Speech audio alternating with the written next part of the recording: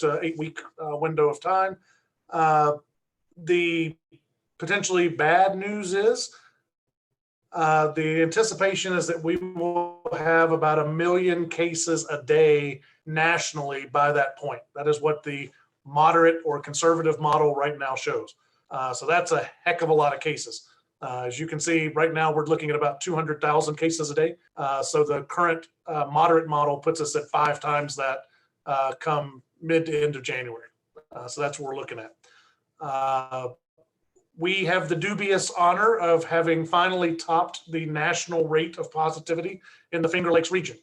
So we are now averaging just over about 7.48, 7.5% in the Finger Lakes region. The national average is trending at 7.39. So we have finally coursed higher than the national average is. Ontario has been leading the surge in the last few days, the last 7 days. Both from calculations I can do and then confirmed by the calculations Nick Apostolaris does, whereas we're seeing about that 7.5%. By my calculation, it's closer to about 8.5%.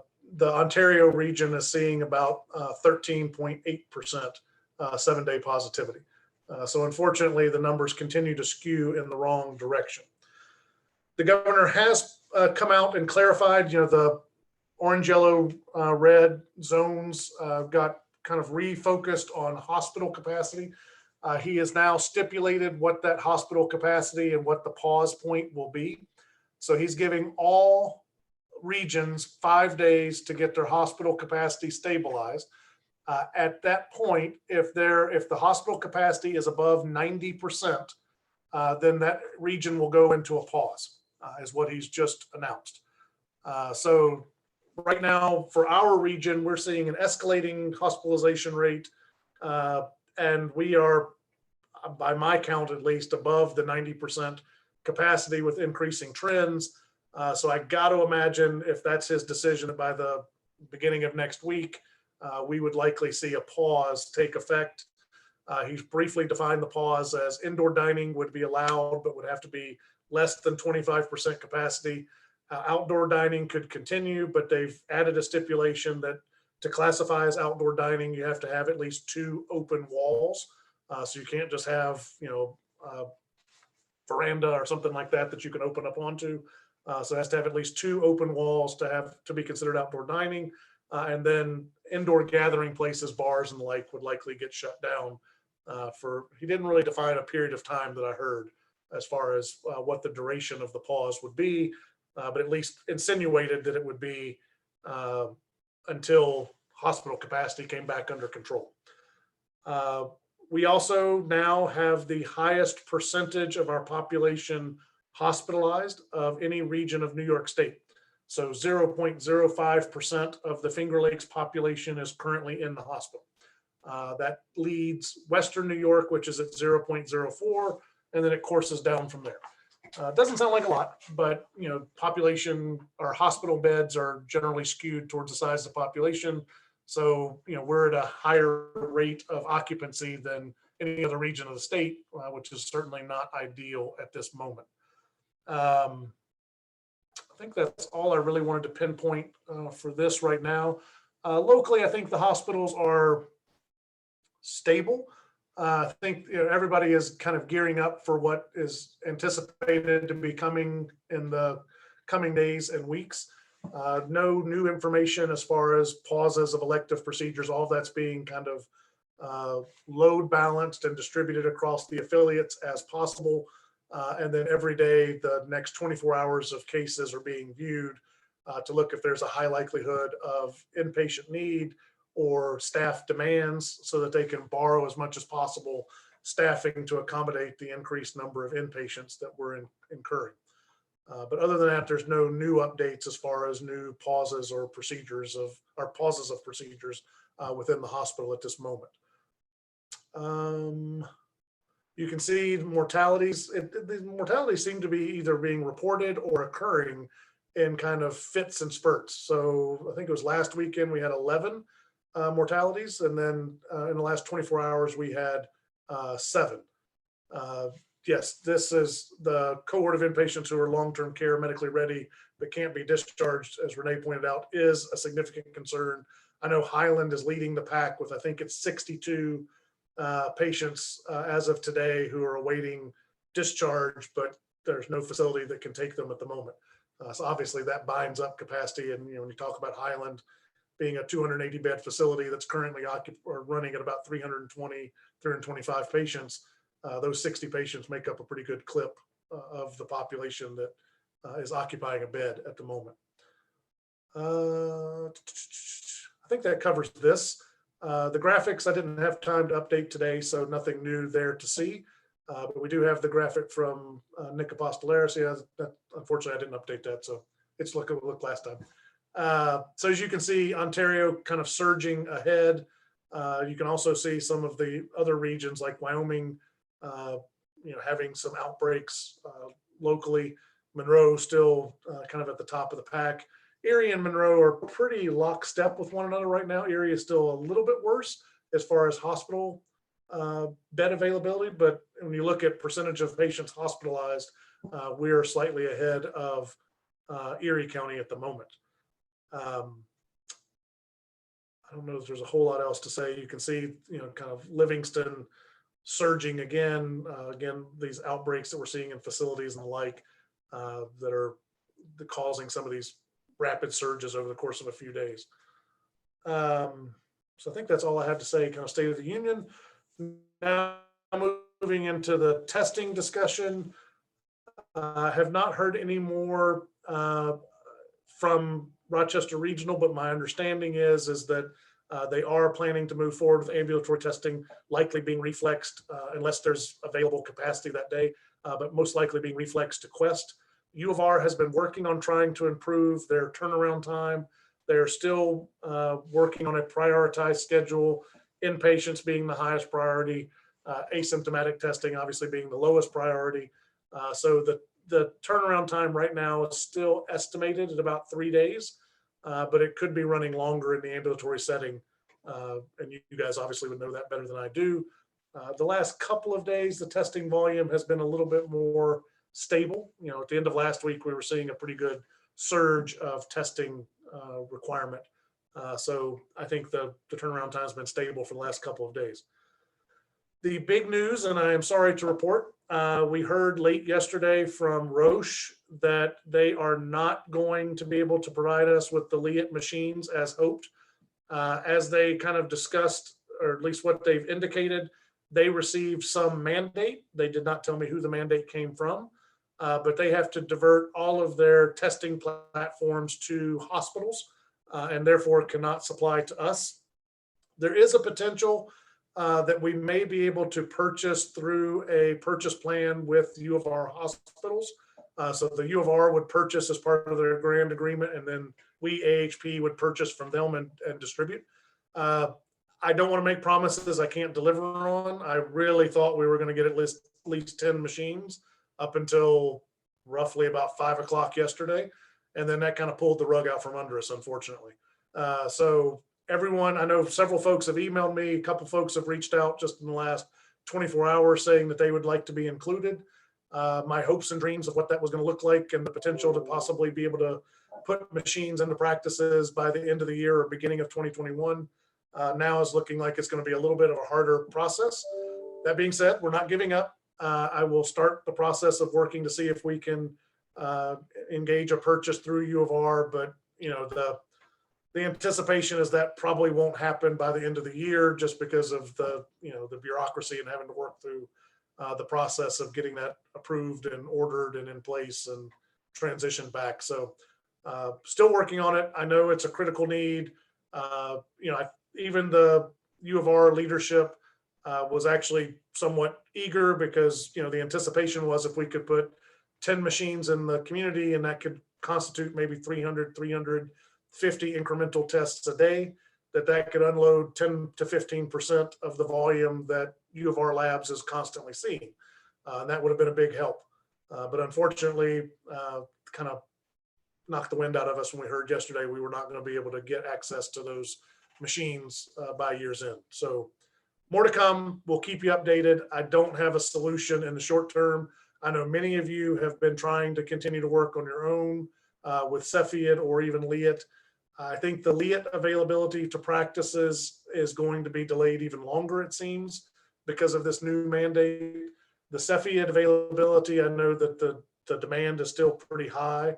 I have not heard any improvement in availability at this point, but we'll continue to work on trying to get access to some type of platform that would be adequate as far as sensitivity, specificity, and usable in a clinical setting. So more to come on that, but unfortunately that is not good news. The other thing I want to emphasize, we talked about this before. So for any of you who are sending your pre-procedure testing to the U of R pre-procedure testing laboratories, they reached out to me this morning to say that they've had an increase in patients who are showing up with no order in hand, sometimes not even knowing who the order, where the procedure is going to be done. And so it's taking them a lot of time to do the detective work to try to find out or get an order that they can then use to justify that test. It's taking so much time and the volume is still pretty high such that they may not be able to. So they may have to turn a patient away if they show up without the order in hand, because the time it would take to try to resolve that would be too long. So please, please, please, if you are sending a patient for pre-procedural testing to one of the U of R labs, have them physically go with a printed order, whether it's hand printed, whether it's printed out of the EMR, makes no difference. But just ordering the COVID test for procedure and ideally specify the date the procedure is going to occur and where that procedure will occur so that they can make sure that the results get sent to the appropriate spot. If not, there is the potential that those patients could be turned away, and obviously that'll create delays and frustration. So we're trying to avoid that if at all possible. I realize that applies to our subspecialty colleagues, many of whom may not be on this call, so we'll try to put that in the email today as well, just to make sure that folks know of the importance of that. The next thing is the vaccine, and there has been tremendous interest in the vaccine.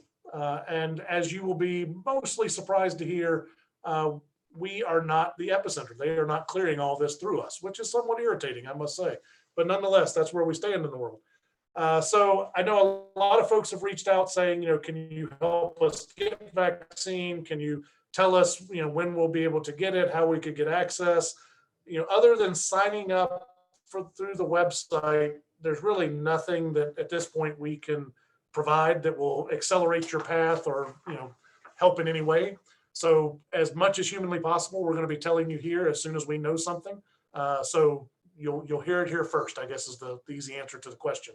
A couple things I do want to tell you about the vaccine that I've learned in the last several hours. So about 30 minutes ago, Canada just approved their emergency use authorization for the Pfizer vaccine. So that just happened. And so, we'll probably hear about Canadian vaccination programs starting within the next couple of days. Does this mean that we can flee across the border to get the vaccine? No, we can't even get across the border right now. So as try as that may, that is not an option. So no Cuban cigars and no Canadian vaccine for the moment. Number two, the initial approval from the FDA was granted. So the subcommittee that reviewed the Pfizer data came out last night. There was some brief summary of the data, but they have recommended to the full panel of the FDA for approval of the emergency use authorization. That will go to a vote on Friday, as anticipated. And it's suspected that generally the FDA panel will approve the small work groups review of the data. So it is anticipated that Pfizer will get their emergency use authorization on Friday, and that we will start to receive vaccine as early as Saturday. We is obviously going to be a finite number of locations because of the storage requirements. So it's going to be groups that have freezers that can do the -70 storage. So largely this is going to be large medical centers and the like that will get the vaccine initially. However, the vaccine utilization administration, I just saw the sounds fake, Chad, but that's probably true. So the vaccine is supposed to be equalitarian, so it's not and will not be, this person gets it before that person because they're employed or they were wear this jersey. It's based upon risk and coming into contact. So nursing home workers, nursing home residents, frontline healthcare workers, if you have an ICU role, you have a COVID unit role, you are likely to get the vaccine first. I will tell you, the governor just announced a few moments ago that the Finger Lakes region is expected to get 11,150 doses of the vaccine with this first distribution. So remember, there's 170,000 doses of the Pfizer vaccine that are supposedly currently residing somewhere in New York State that is not for disclosure. The Finger Lakes region will get 11,150. We will get the fifth largest number of vaccines. This region will. That's not a lot. So if you look at all patients who are in a nursing home, all people who work in a nursing home, all people who work in a hospital, we could very easily eat that 11,000 doses very quickly. So that's, just to say that there's going to be a line of people to get this, and we're not going to be able to get everybody vaccinated up front. I did say, do we need to use for first and second doses? No, the anticipation is it will be 11,000 people who will get their primary vaccination.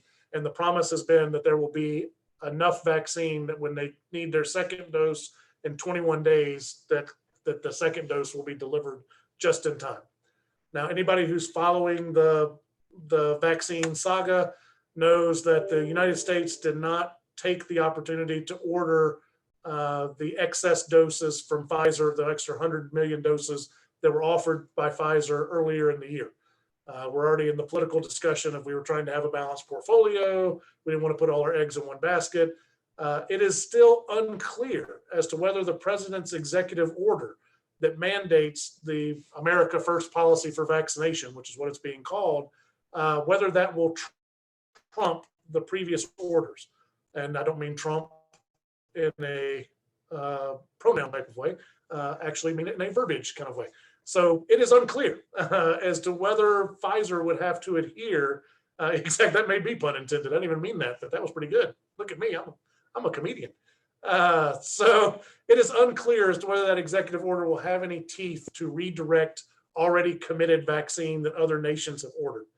So if not, and if that executive order does not stand, then one of the concerns is we may not be able to increase our Pfizer vaccine allotment until potentially as far out as June of 2021.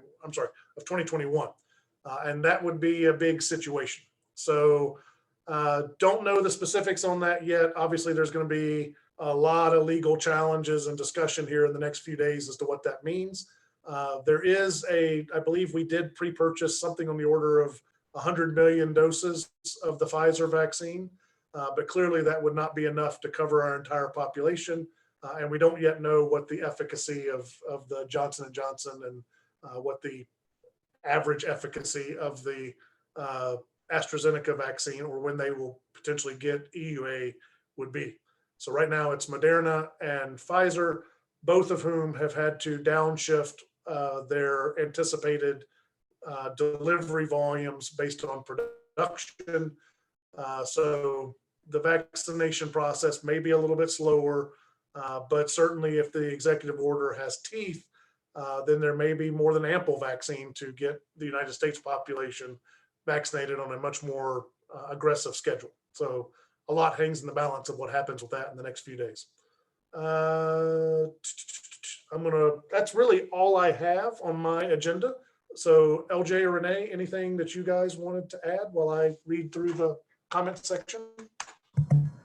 I think one of the questions, Chad, is just about, while you're on the topic of vaccine, it is about AHP advocating for vaccine distribution to the practices for the providers and staff, not for the patients, but for the frontline providers and staff. And I know you talked about this, I think our last call or the one before, but if you could comment on that. Yeah, again, so the easy answer to your question is yes, there will be an attention to everyone getting access to the vaccine. We have now been added, we being AHP, has been added to the vaccine task force specifically for this purpose, to make sure that the community is being included in this distribution program. I will tell you what I understand thus far. it will probably mean that the community docs and staff will need to come to the U of R or any of the affiliate hospitals that are administering because of the somewhat finicky nature of this Pfizer vaccine. What I mean by that is it's delivered in 5-dose multi-vials. From the time the vaccine is thawed, it has to be in someone's arm within an hour. And the vial cannot be shaken or stirred. So it is not the chosen martini of choice. So there is some handling difficulty. The Moderna vaccine, I just saw that pop up. It is absolutely easier to store. It can be stored at standard refrigeration temperatures for up to 30 days and does not have the handling difficulties. The problem is we're anticipating to get 170,000 doses of Pfizer. We're going to get 40,000 doses of Moderna. So proportionately, there's going to be less Moderna vaccine to go around. But we are absolutely, as we start to build out this vaccine task force discussion, we will be representing the community's interest at large for sure. Working the way back, we'll start to get more positive patients, potentially getting progressively worse as our protocol for treatment. LJ, do you want to take? Yeah. Oh, wait. No, I was going to say, do you want me to talk while you're looking at the chat? Is that what you're going to say? I wasn't listening to what you were saying. I'm sorry. When you were reading, I wasn't listening. No, I'm reading through that as we start to get more positive patients in the pediatric population, and they are potentially getting progressively worse. Is there a protocol for treatment? Should we be evaluating these kids in the office or referred to the ED? Are there treatments the hospital is using for people that are getting sicker but not sick enough to be hospitalized? Sure, I'll start with that. Okay. The best I can. Yes, we are going to see more children who will test positive, but I don't know that the evidence supports that we're going to see that many more children getting that much sicker. And I think it's valuable to point out that throughout the whole pandemic, I don't know if people are aware of this. I just was looking at the numbers actually while Chad was talking, which is why I wasn't listening to him. There really have been, between the ages of newborn and 17, there have been only 18 patients hospitalized throughout the whole pandemic in Monroe County. Only 18. And actually that number has just gone up by 1 in the last month as the rate of rise has increased. That's not to say our kids are not getting sick. It's still a much lower percentage of children that make up the group. And we also do know we've been doing a lot of testing in the pediatric population. I mean, you guys know that because of for the kids who've been in in-person school, you've had to do a lot of testing for mild symptoms as well as otherwise. So I just want to say we're going to have to monitor and figure out those protocols. I would think in general, we should be trying to see these kids in our practices as long as we have the appropriate PPE and the procedures in place, which is what you all have been doing throughout the pandemic to do so. I think we don't want to overwhelm the emergency department. I would keep in mind for folks, we have urgent care available, and we, in a unique place, have 2 pediatric urgent cares also who can deliver, excellent care to our patients in addition to the hospital-owned urgent care system. So I think more to come on that, but we just have not been seeing the same level of serious illness or hospitalization throughout the whole pandemic for kids.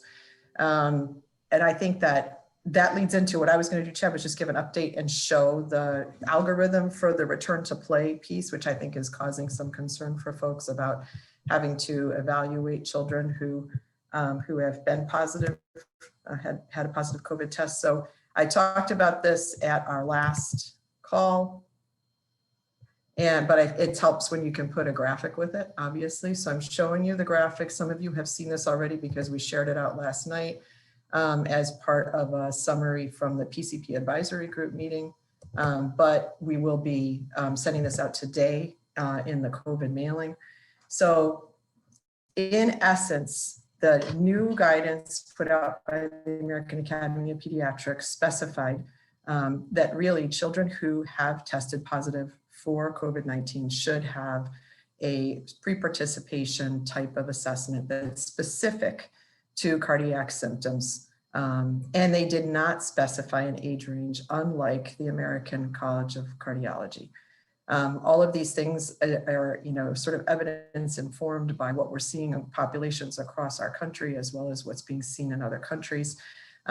So we have, as a community, put together some guidance that is supported fully by the pediatric cardiology team at Golisano Children's that really states that, especially now when children are being released from isolation, not by medical providers, but by people who are working with the county health departments for contact tracing, that there needs to be a touch point after the release from isolation once a patient is asymptomatic and for more than a full day off of antipyretics, which would mean that child would not be considered infectious. That's a child who could be going back into school or other settings, that there should be an assessment.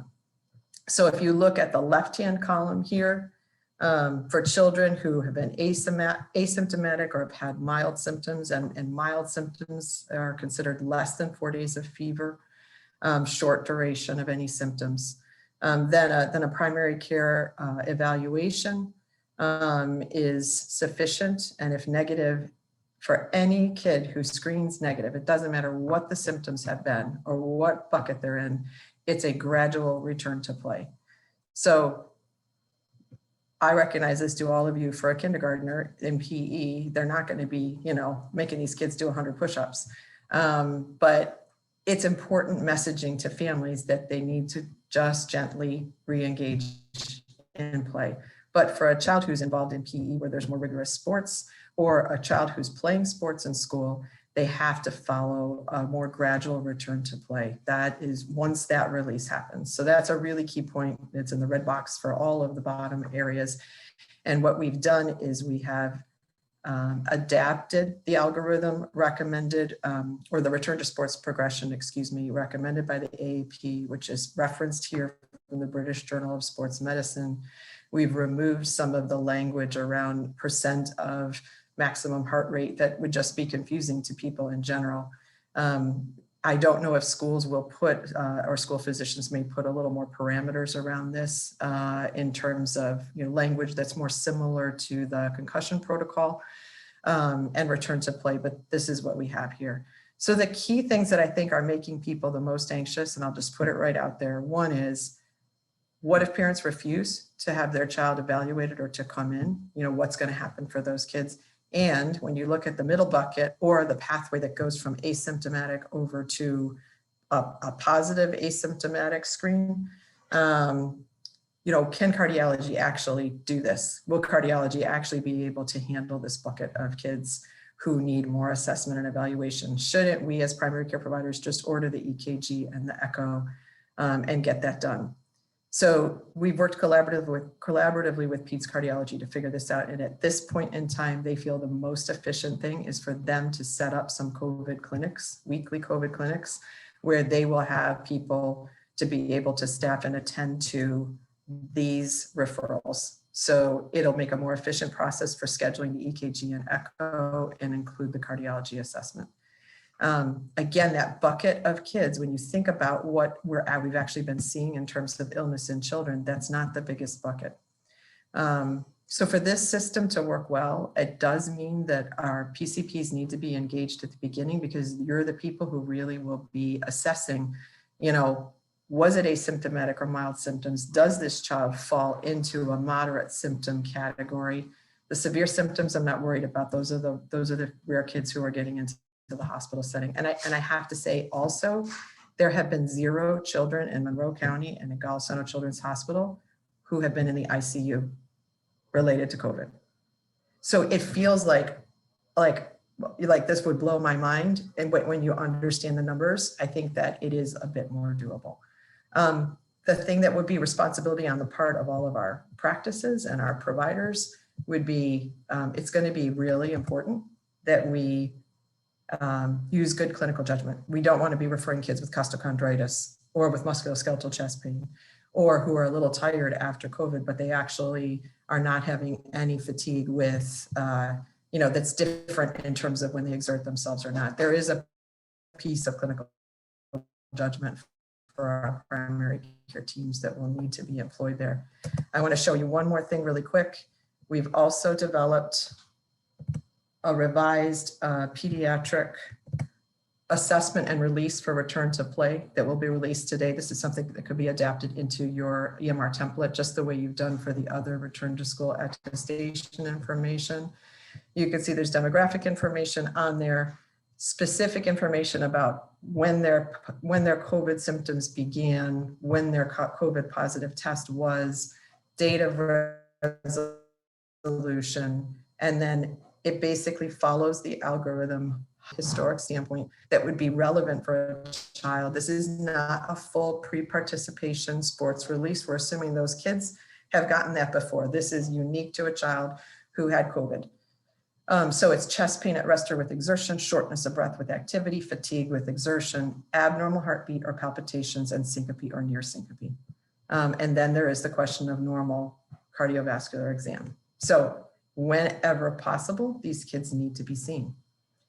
We're going into a potential shutdown. So what happens in that case, or what happens in the case of a child who is now not infectious themselves, but their family are all sick with COVID. And so there's no one who could realistically or safely bring that kid into your practice. We're going to have to be flexible with each other a little bit on this. We're going to have to use telemedicine where we can. And then if a child is back in the school setting, we may have to think about other ways for them to be able to get the physical exam. But again, this is not a huge number of kids. I think we can figure this out.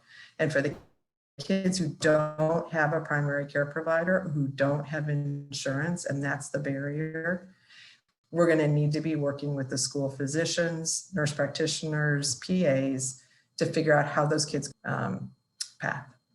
So that I saw like the questions were coming through. It looked to me like I want to show you just last thing and I'll stop screen sharing. We put the gradual return to sports progression information on the bottom of that again, so that just like with the concussion protocols, it's nice when families can see that and understand. It will require a little bit of translation for families with younger kids. And obviously the older kids appear to be at greater risk, but there's not enough information to actually draw the line. And that is why we're saying this would be K to 12. So Chad, you want to tell me what questions are? I'm trying to stop sharing. Yeah, so the only question about this really is, have school nurses weighed in on this protocol yet? School nurses have not weighed in on this protocol. They will be. This is going to be shared out today through the Finger Lakes Reopening Task Force. So it'll be shared out to schools. And school physicians have weighed in on this.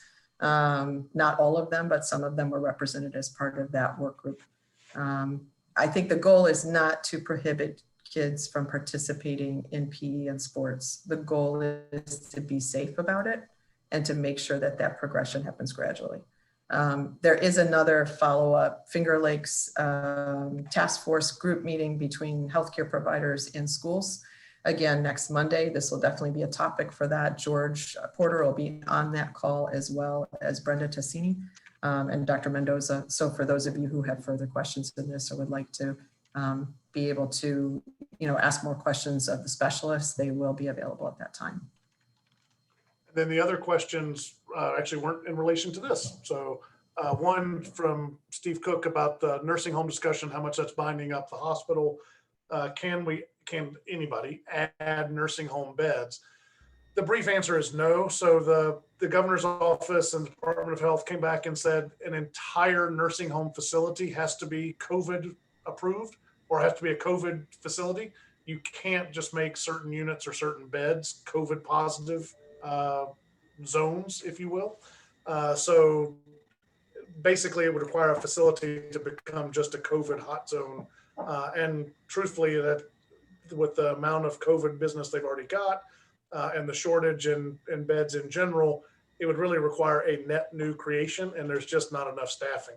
The nursing homes are going through a critical staffing shortage right now because of the number of infected, positive, and suspected individuals. So that is going to be a difficulty. Certainly, there's already been discussions of field hospital or, can we repurpose other facilities to make kind of a holding spot, if you will, for those patients who are nearing discharge.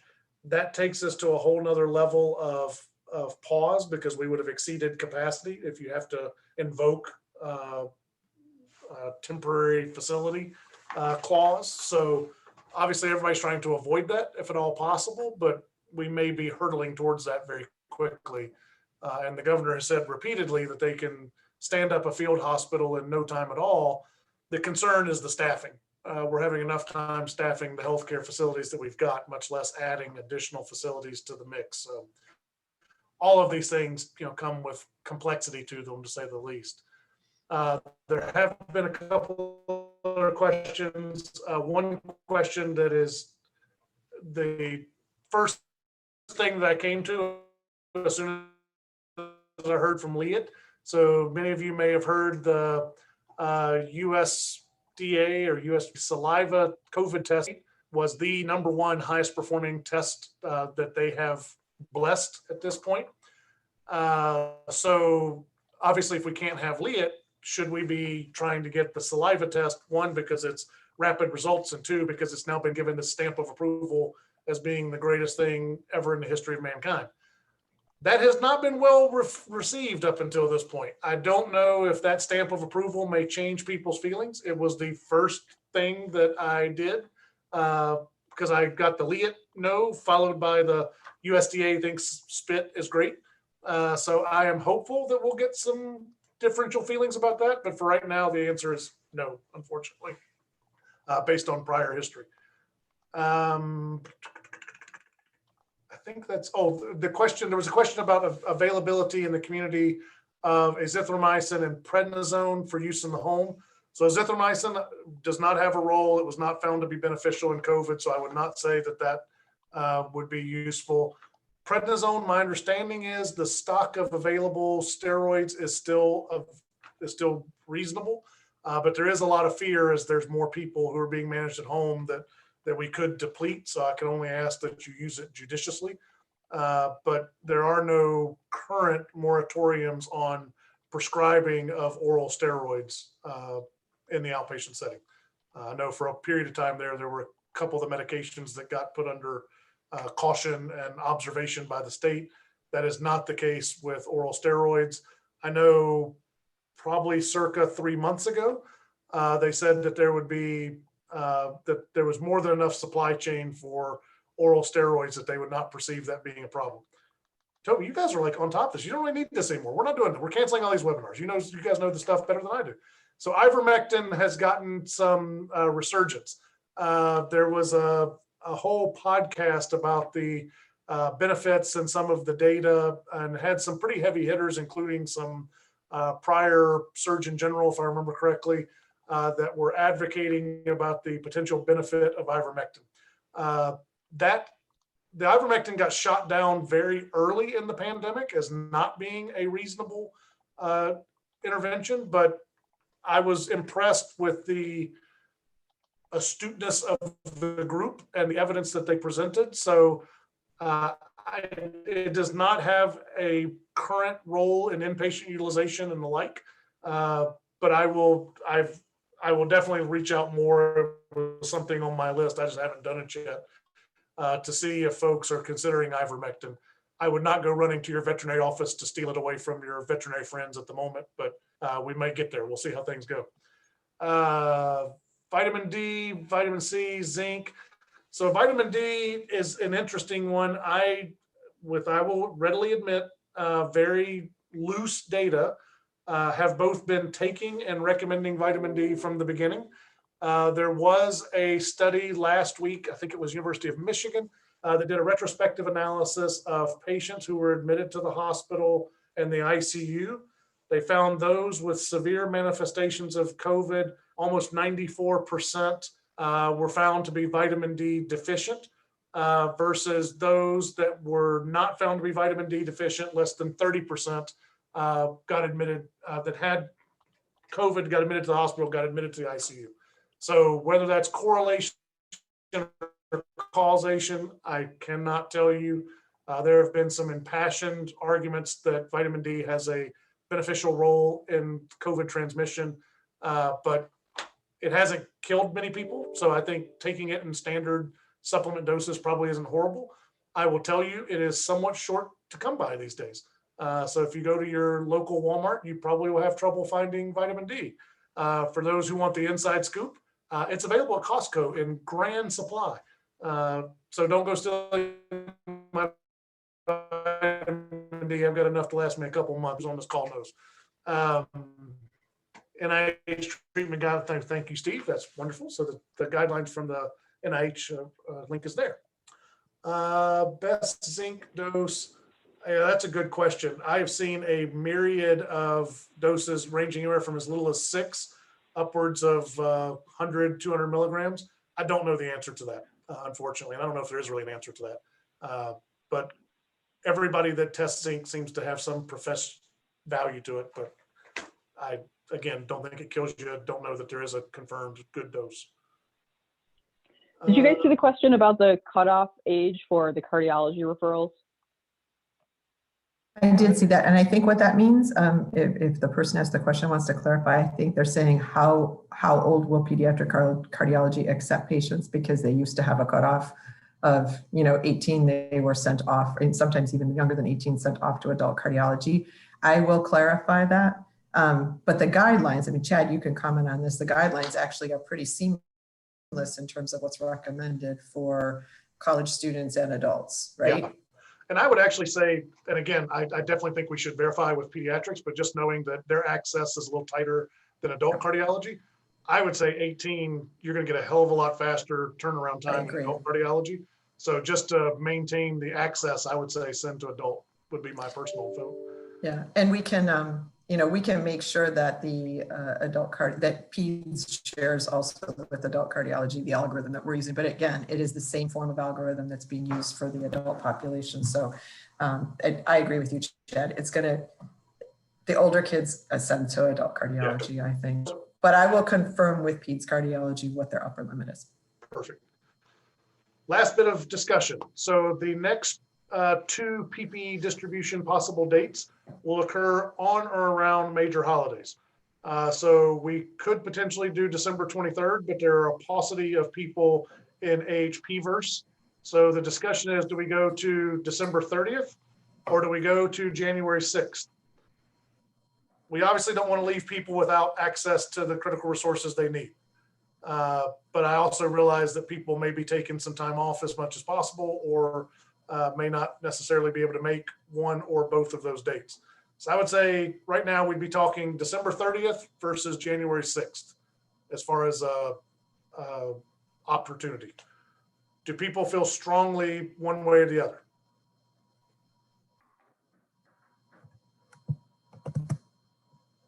I'm not hearing impassioned please. Toby says no, thank you. January 6th. We've heard a cheering section for January 6th.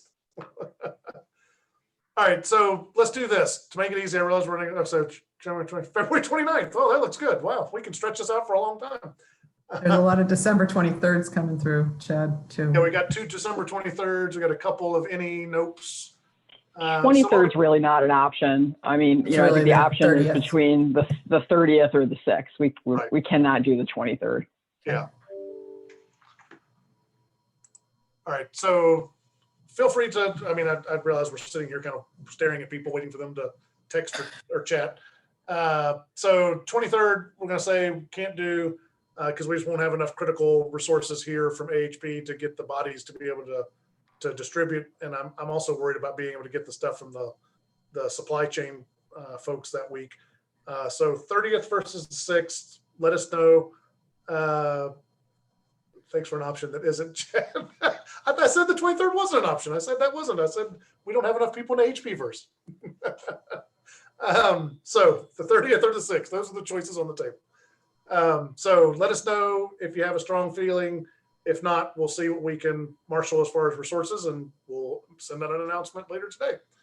Other than that, it is 1:01, so I don't want to hold people past the time. Appreciate everybody's participation, and let us know if there's anything you need, and we will try to connect all these loose ends and follow up with you as we get more information. Otherwise, we will see you back here on Monday for our next dose. Thanks, everybody. Take care. Thank you.